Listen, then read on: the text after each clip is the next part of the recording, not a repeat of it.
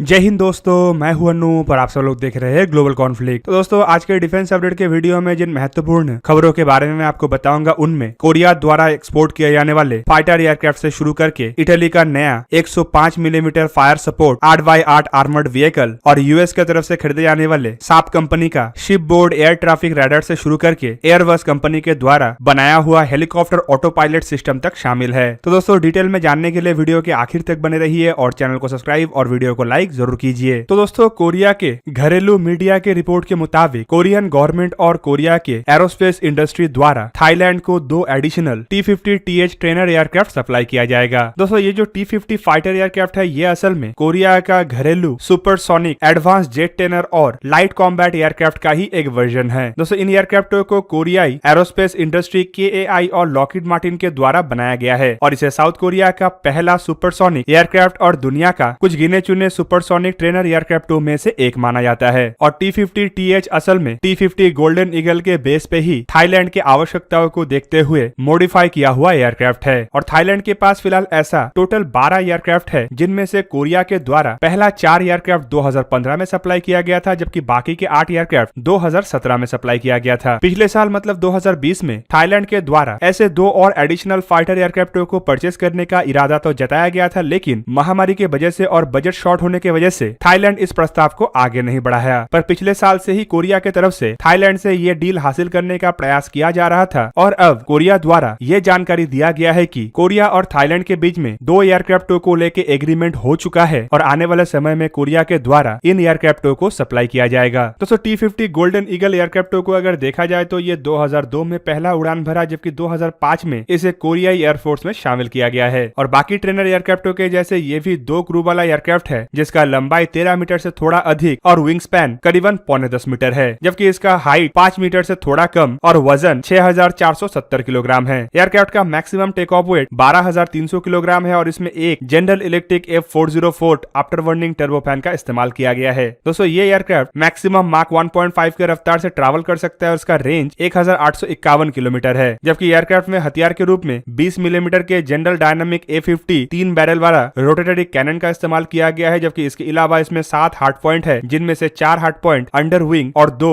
Wing tip में है। एयरक्राफ्टों के द्वारा M9 M120 जैसे air to air missile, AGM-65 और KEPD 350 K2 air to ground और कुछ तरीके के बॉम्ब को दागा जा सकता है, जबकि इसमें active electronic scan array radar जैसे आधुनिक रडार का इस्तेमाल नहीं किया गया है, बल्कि एक पल्स ड्रॉप रडार का इस्तेमाल किया गया है। तो सब चलिए वीडियो का दूसरा अपडेट मतलब इटाली के द्वारा निर्मित किया हुआ 105 मिलीमीटर के 8x8 सेंटोरो आर्मर्ड व्हीकल के बारे में जानते हैं। हाल ही में जॉर्डन की तरफ से जानकारी दिया गया है कि सेंटोरो आर्मर्ड व्हीकलों को जॉर्डन के आर्म फोर्सेस में एंटी टैंक आर्मर्ड व्हीकल के रूप में ऑफिशियली शामिल कर लिया गया। और दोस्तों, 2018 के नवंबर महीने में Spanish company star defence logistic and engineering Jordan से मल्टी मिलियन यूरो के कॉन्ट्रैक्ट हासिल किया था, जिसके तहत 80 फर्स्ट जनरेशन के सेंटोरो आर्मर्ड व्हीकलों को मेंटेनेंस, मॉडर्नाइजेशन और अपग्रेड कंपनी के द्वारा जॉर्डन के आर्म फोर्सेस के लिए किया जाना था। दोस्तों, इन 80 सेकेंड हैंड इटालियन सेंटोरो व्हीकलों को कंपनी के द्वारा अपग्रेड करते हुए हाल ही में जॉर्डन को सप्लाई किया गया है। और आपके जानकारी के लिए बता दूं कि इटली के ये जो सेंटोरो व्हीकल है, इसके कई सारे वर्जन हैं, जिनमें 105 मिलीमीटर के एंटी टैंक वर्जन से शुरू करके 120 मिलीमीटर के एंटी टैंक वर्जन तक शामिल है, जबकि इसके अलावा medium armoured vehicle 155x39 calibre के self propel howitzer armoured recovery vehicle तक शामिल है। दोस्तों, सेंटोरो व्हीकल असल में 8x8 चेसिस के ऊपर इस्तेमाल होने वाला एक ऐसा प्लेटफॉर्म है, जिसमें टॉरेट को बदलते हुए इसे कई सारे रूप में तब्दील किया जा सकता है। 1991 में इटली के कंपनी आइवेको फिएट और ऑटो मुलारा की तरफ से ज्वाइंटली इन व्हीकलों का निर्माण किया गया था। ऑटो मुलार्ट की तरफ से जहां पे व्हीकल के गन सिस्टम और टॉरेट सिस्टम का डेवलपमेंट किया गया है, तो वहीं पे आइवेको फिएट की तरफ से व्हीकल के हल और प्रोपल्सन सिस्टम का डेवलपमेंट किया गया है। दोस्तों, इन व्हीकलों का वजन 24,000 किलोग्राम और लंबाई 7.85 मीटर है, जबकि इसका चौड़ाई 2.94 मीटर और ऊंचाई 2.73 मीटर है। इसे ऑपरेट करने के लिए 4 क्रू का आवश्यकता होता है, जिनमें कमांडर, गनर, लोडर और ड्राइवर शामिल होते हैं। दोस्तों, इन व्हीकल के एंटी टैंक वर्जन में टोटल 2 गन का इस्तेमाल किया जाता है, जिनमें 105 मिलीमीटर या फिर 120 मिलीमीटर का गन होता है, जबकि इसके अलावा सेकेंडरी हथियार के रूप में इसमें 2 7.62 के मशीन गन का इस्तेमाल किया जाता है और इसमें एक 520 हॉर्स पावर के इंजन का भी इस्तेमाल किया गया है। व्हीकल अधिकतम 108 किलोमीटर पर आवर के रफ्तार से ट्रैवल कर सकता है और इसका ऑपरेशनल रेंज करीबन 800 किलोमीटर है। दोस्तों, अब तक इटली द्वारा